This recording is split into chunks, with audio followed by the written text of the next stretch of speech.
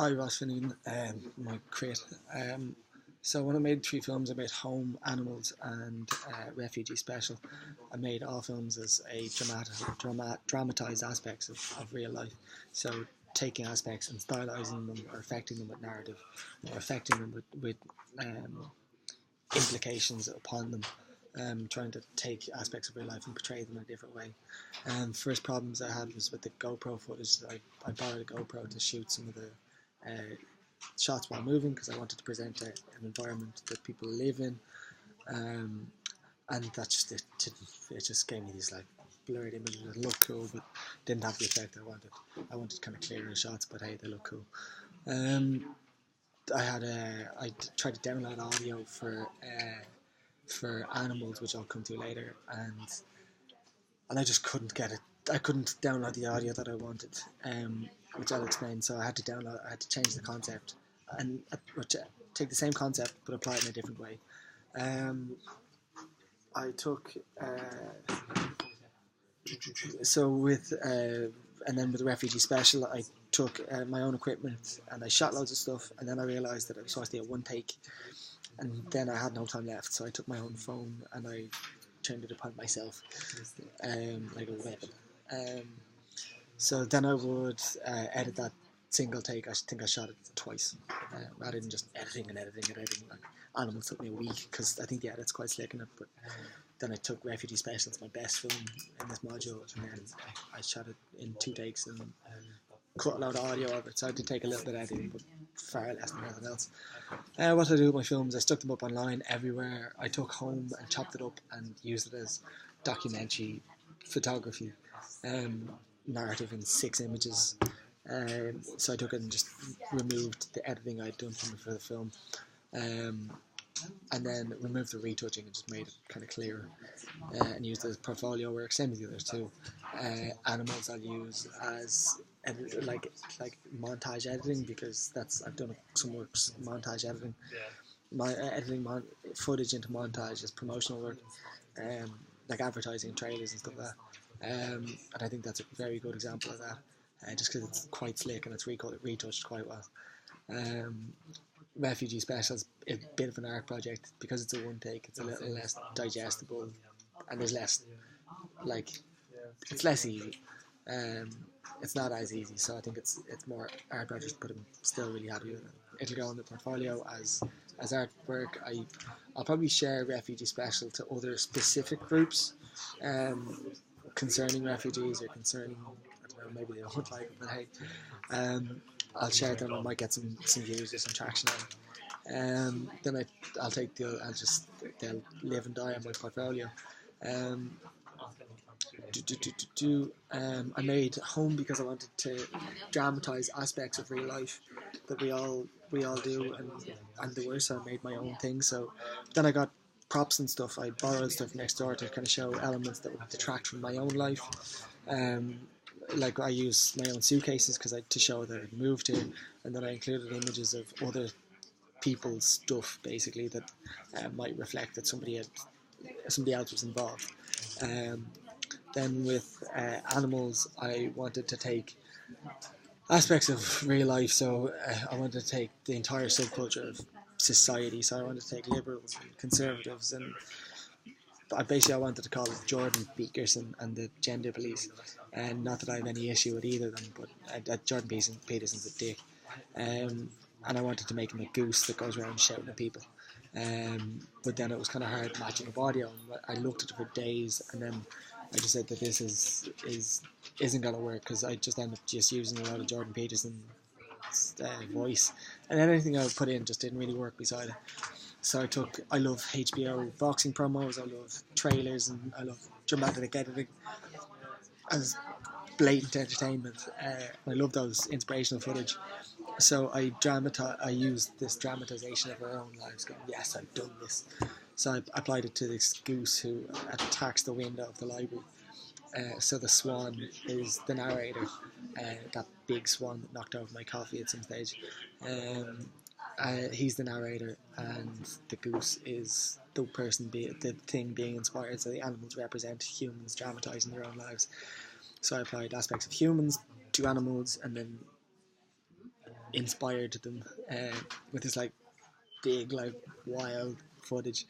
Um, but yeah, it's mostly geese. Um, Basically, I just wanted to make a film called Jordan Beakerson. I made Refugee Special because when I was a kid, there was a lot of refugees living in a water park called Mosney, and I went, Jesus, isn't that great? They get to live in a water park. But it's actually, but then I realised that their home, where you come from, is probably far nicer than Poxy Mosney, and that I shot it in the kitchen and halls, and they're fine. It's a really nice kitchen. It's factual, it's blatant, or it's like bare, but it's not your own kitchen. Like if somebody's used to their mother's kitchen and then somebody blows it up and they have to seek refuge in somewhere else and they put them in Poxy Mosney, I just think that we need to consider that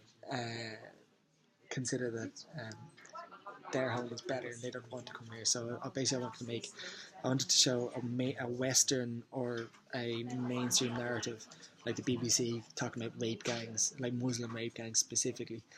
John Oliver being like, oh, you need to be nice to these people. And it's just like, ugh, if you're a refugee and all you look at your phone and you just have these mainstream narratives talking about you, but you're that person.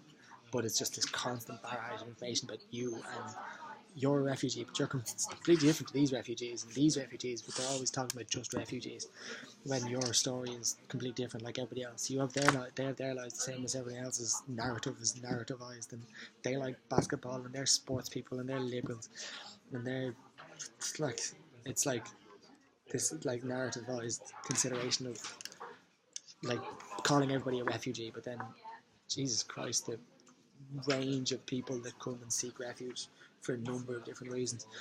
And then just the mainstream nonsense with the BBC calling rape gangs, which I took entirely. And then I used video game audio of like guns just shooting the shit out of people. So it's video game audio of Call of Duty Modern Warfare 2 about 10 years ago. It's like when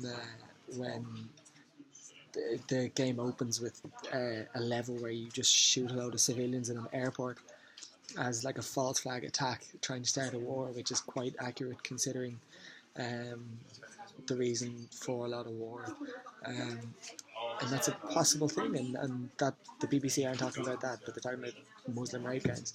But then if you take the narrative of a video game, it's possible, I don't know, but it possibly could be more reflective of real life than the news itself. Text I learned from Lars von Trier's 5 Obstructions. I said, can I apply a lot of gunfire to a refugee? And fuck yeah, because refugees get a lot worse than me making a little film. And then yeah, so then like Machinima, the same thing. I took like video game audio, and it's like at the start of the audio it says, okay, no rushing, because they're setting up a false flag attack, and then they open fire on a lot of civilians. So yeah, like Lars von Trier, I'm not really into his stuff. Nymphomaniac was a 6-hour slog, snorefest, and then Dogville is this. Yeah, okay, it's fine. A World Without Ours gives us a different consideration of what is documentary, because you're interviewing this person, but in the same way as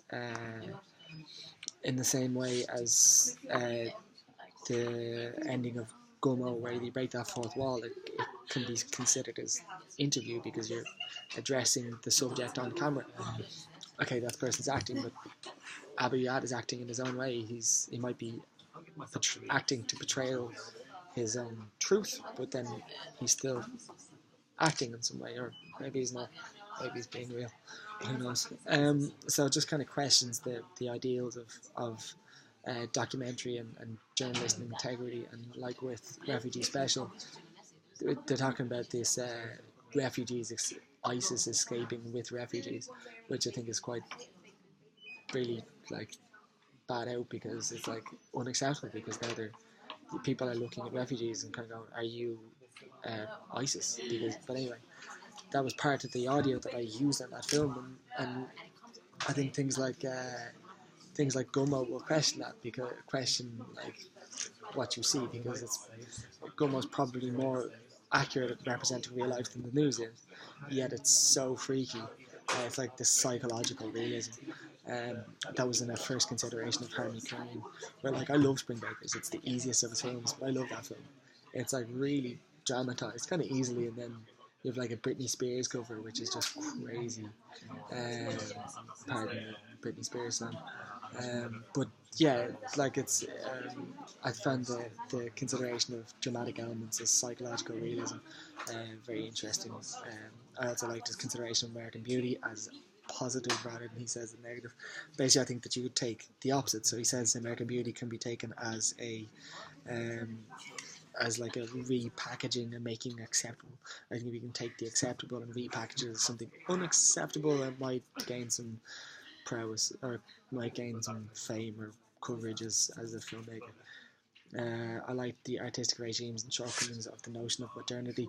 Again, it's like aesthetics and mimetic realism, and notably that in Spring Breakers or Gumo or um, the film I can't remember the name of, but the guy makes a film, he gets everybody to sign contracts. That was real like mimeticism. He's like, I'm a filmmaker, you know, and I think we all need a bit of check every now and then. So we need to go, hey man, take a look at yourself. And it's this like, so he talks about like novelistic realism and the hierarchies of representation. Um, like novelistic realism to me is people like Yeats and Ulysses dramatizing each chapter in a different way, but yet presenting realism better than a lot of people. I think that's the basis of art and film, to repackage reality, but then still represent aspects of reality. But then you get into opinion, and that's where people like Harmony Korine comes in with stuff like Gomo. Anyway, 12 minutes. Cheers. Bye.